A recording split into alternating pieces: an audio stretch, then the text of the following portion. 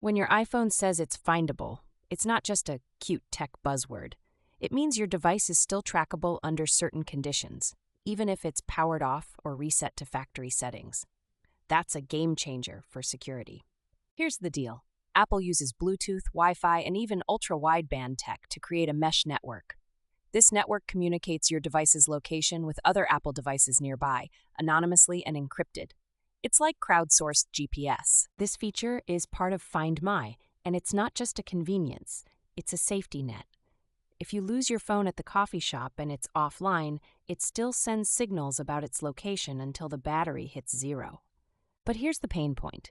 This only works if you've enabled Find My iPhone in your settings. Imagine losing your phone, trying to track it, and realizing you never toggled that setting on. Crushing. To check, go to Settings, Find My iPhone, and check that it's on. There's also an option called Send Last Location.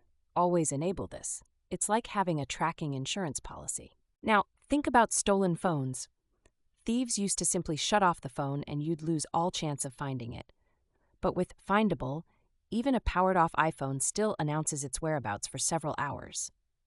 Pro tip: if someone tries to factory reset your iPhone, activation lock kicks in. This ties the device to your Apple ID, making it a shiny but useless brick in the thief's hands, unless you fall for phishing scams. Another pain point people run into is battery drainage paranoia. Won't tracking drain my battery faster? Not really. The location updates broadcast intermittently, so it uses minimal juice. Relax. What makes this even cooler is Apple's privacy emphasis. The data relayed is end-to-end encrypted and anonymous. Not even Apple can see the details of the communication, which is rare in today's tech landscape. But let's be clear, this tech isn't magic. If your phone is in airplane mode or its battery is truly dead, it's untrackable.